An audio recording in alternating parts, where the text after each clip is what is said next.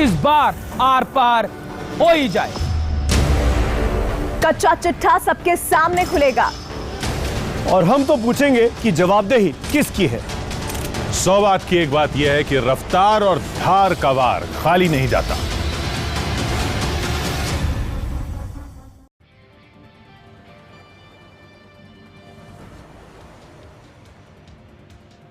उधर जम्मू कश्मीर में आतंकी हमलों और सीमा पार से फायरिंग के बीच घाटी में एक खतरनाक साजिश चल रही है।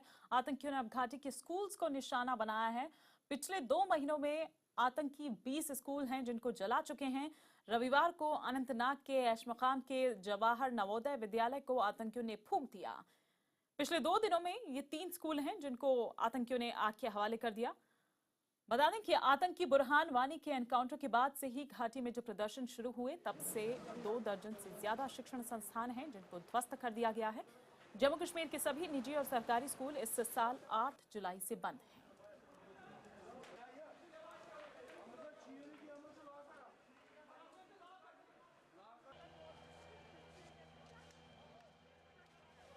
तो तस्वीरें आप देख पा रहे हैं, 2 तस्वीरें हम आपको दिखा रहे हैं किस तरह से स्कूलों में आग लगाई गई। घाटी में ये आतंकी साजिश। अब तक 26 स्कूल हैं। अगर पिछले 2 महीने में हम देखें तो 26 स्कूल जिनको फूंक डाला गया है। बुरहान वानी के बाद से ही, इस पूरे घटनाक्रम के बाद से ही किस तरह से घाटी में तनाव है और जुलाई से ही ये स्कूल बंद है।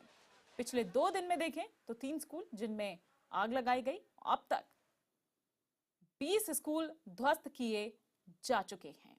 8 जुलाई से ही ये स्कूल बंद है। बुरहान वानी के एनकाउंटर के बाद से घाटी में किस तरह का तनाव है, इस हिंसा और तनाव की वजह से घाटी के स्कूल बंद है। जो भी शिक्षण संस्थान हैं उनको किस तरह से नुकसान पहुंचाने की कोशिश की गई, ये आप इस तस्वीर में साफ देख सकते हैं।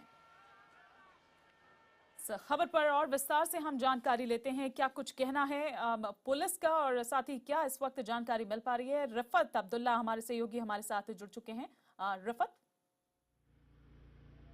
देखिए, मैं सबसे पहले आपको बता दूं, अभी ये क्लियर नहीं हो पा रहा है कि कौन इन स्कूलों को जला रहा है, आखिर किस तरह की साजिश है और इन स्कूल्स को क्यों जलाया जा रहा है। लेकिन एक बहुत ज़्यादा तशवीश है पूरे कश्मीर घाटी में कि आखिर ये स्कूल क्यों जल रहे हैं, क्यों जलाए जा रहे हैं और कौन जला रहा है। अभी ये स्पष्ट नहीं हो पाया है कि कौन जला रहा है। सबसे पहले मैं ये चीज़ क्लियर कर दूँ, अगर जहाँ तक कल जो अनंतनाग में स्कूल जले, एक हायर सेकेंडरी भी जली, तो वो दिन दहाड़े जली। पहले रात के दौरान स्कूल जल रहे थे, उसके बाद एक स्ट्रैटेजी बनाई गई। कहा गया कि जो चौकीदार हैं वो वहाँ पर ड्यूटी देंगे और टीचर्स जो हैं, एक रोस्टर तय किया गया था कि टीचर्स भी उनको हेल्प करेंगे ये स्कूल की प्रोटेक्शन के लिए। लेकिन उसके बावजूद जो कल का दिन था तो वहां पे दिन दहाड़े स्कूल जला। सबसे बड़ा सवाल तो यही, हमने डीसी से भी बात की, उन्होंने कहा कि काफी गंभीर मसला है, इस मसले को देखने की जरूरत है। और एक और चीज मैं आपको बताऊं, अभी अभी मैंने एसपी जो है कुलगाम डिस्ट्रिक्ट के, जहां पे सबसे ज्यादा स्कूल जले, 7 स्कूल जले, तो उन्होंने कहा कि 9 लोगों को उन्होंने गिरफ्तार किया है और 16 लोगों को क्वेश्चनिंग के लिए बुलाया है। उन्हें उम्मीद है कि बहुत जल्द कुछ लीड्स मिलेंगी। लेकिन बहुत सारे इल्जामात इस बीच भी लगे। यासीन मलिक ने कल, जो अलगावादी नेता हैं और जेकेएलएफ के जो चेयरमैन हैं, उन्होंने इल्जाम लगाया कि इस चीज के पीछे चीफ मिनिस्टर और एजुकेशन मिनिस्टर जिम्मेदार हैं, उनकी वजह से ये स्कूल जले हैं। तो ऐसे में आरोप हर तरफ से लग रहे हैं। हुर्रियत कॉन्फ्रेंस के जितने भी लीडर हैं वो इसकी निंदा कर रहे हैं, वो कंडम कर रहे हैं इस तरह के एक्ट्स की। तो ऐसे में देखना यह है कि आखिर कौन जला रहा है इन स्कूलों को और साजिश किस तरह की है और फिर क्या मकसद है इन स्कूलों को जलाने के लिए, क्योंकि शिक्षा बहुत इंपॉर्टेंट है, मकसद जो भी हो, लेकिन इस हिंसा और तनाव के बीच बच्चों के भविष्य से जो खिलवाड़ हो रहा है, आखिर उसके लिए जिम्मेदार कौन है। क्योंकि 8 जुलाई से ही जो भी शिक्षण संस्थान हैं, जो भी स्कूल कॉलेज हैं, वो बंद है घाटी में। इसी के साथ फिलहाल हमें यहाँ पर रुकना होगा एक और ब्रेक के लिए, लेकिन इन खबरों पर लगातार हमारी नजर बनी हुई है।